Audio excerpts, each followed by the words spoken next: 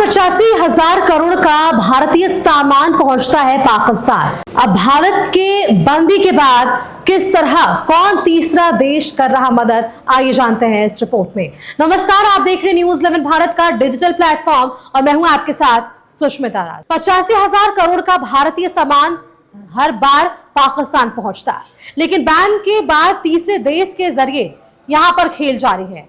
Think tank GTRI के report के मुताबिक तमाम प्रतिबंधों के बावजूद भारतीय कंपनियों हर साल जो है पाकिस्तान में अपना करीब 10 अरब डॉलर का सामान पहुंचा रही है और ये पूरा ट्रेड दुबई, सिंगापुर और कोलंबो जैसे पोर्ट्स के माध्यम से हो रहा है। पहलगाम आतंकी हमले के बाद भारत और पाकिस्तान के बीच तनाव का माहौल बन गया है और भारत की ओर से अटारी बॉर्डर क्लोज तक कर दिया गया, जिसका सीधा असर दोनों देशों के बीच इस रास्ते से होने वाले ट्रेड पर पड़ने वाला है। लेकिन इस बीच economic think tank global trade research initiative यानी कि GTRI ने कहा है कि तमाम प्रतिबंधों के बावजूद भारतीय कंपनियों पर करीब 10 अरब डॉलर यानी कि लगभग 85,000 करोड़ रुपए का माल हर साल पाकिस्तान में पहुंच रहा है। तीसरे देश के जरिए ये पूरा खेल होता है।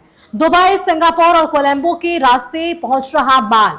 PTI के मुताबिक थिंक टैंक GTRI ने बताया है कि हाल ही में पहलगाम हमले से पहले पुलवामा अटैक के दौरान भी ट्रेड पर प्रतिबंध लगे थे, लेकिन औपचारिक व्यापार प्रतिबंधों से बचने के लिए भारतीय कंपनियां का 85,000 करोड़ रुपए का सामान सालाना तीसरे देशों यानी कि दुबई, सिंगापुर और कोलंबो जैसे पोर्ट्स के जरिए चुपचाप पाकिस्तान में पहुंच रहा है। थिंक टैंक ने अपने एनालिसिस के आधार पर कहा है कि भारतीय कंपनियों के माल को थर्ड पार्टी कंपनियों की ओर से उन्हें ब्रांडेड गोदामों के अंदर रीलेबल किया जाता है और उनके वास्तविक मूल्य स्थान से छिपाते हुए उन्हें पाकिस्तान भेजा जाता है। ऐसे भारतीय सामान पहुंच रहा पाकिस्तान, आइए आपको बताते हैं।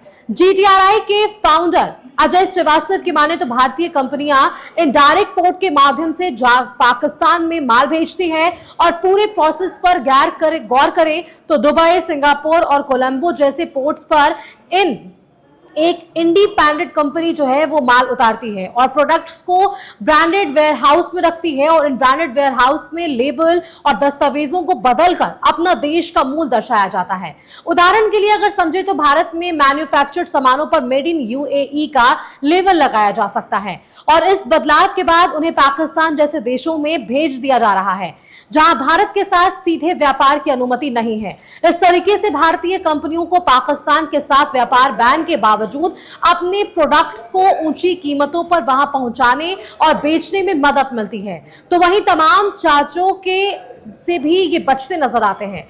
पुलवामा अटैक के बाद कारोबार बहुत ही नीचे गिरा था।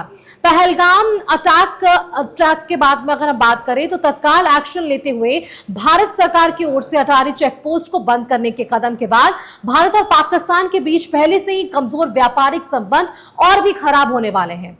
पाकिस्तान की ओर से भी सभी व्यापारिक संबंधों को निलंबित करने का ऐलान किया जा चुका है। रिपोर्ट की माने तो जब 2019 में पुलवामा आतंकी हमला हुआ तब वहां पर भी ऐसे हालात देखने को मिले थे। उसके बाद लगाए गए प्रतिबंधों के बाद व्यापार में भारी गिरावट आई थी। आंकड़े देखें तो अप्रैल जनवरी 2024-25 में भारत का पाकिस्तान को निर्यात 447.65 मिलियन डॉलर और आयात सिर्फ 0.42 मिलियन डॉलर रह गया था, जबकि अप्रैल जनवरी 2023-24 में निर्यात 1.18 अरब डॉलर और आयात 2.88 मिलियन डॉलर था। यहां बता दें कि भारत और पाकिस्तान में होने वाले ट्रेड इंडिया की ओर से पाक में बड़ी मात्रा में दवाइयां, केमिकल्स और fruit and vegetables, poultry feed भेजा जाता है। भारत पाकिस्तान से देश में ड्राई फ्रूट, चिप्स और कई ऐसे सामान जिसमें रॉक सॉल्ट समेत कई आइटम्स आते थे, लेकिन अब इस बैन के बाद ये 3 देश अलग अलग हैं जो यहां पर ब्रांडेड स्कैम्स कर रहे हैं और भारत के नव निर्माचित ये तमाम प्रोडक्ट्स पे अपने लेबलिंग कर इन्हें पाकिस्तान को बेच रहे हैं, जिनसे सीधा मुनाफा उन दूसरे मुल्क को हो रहा है।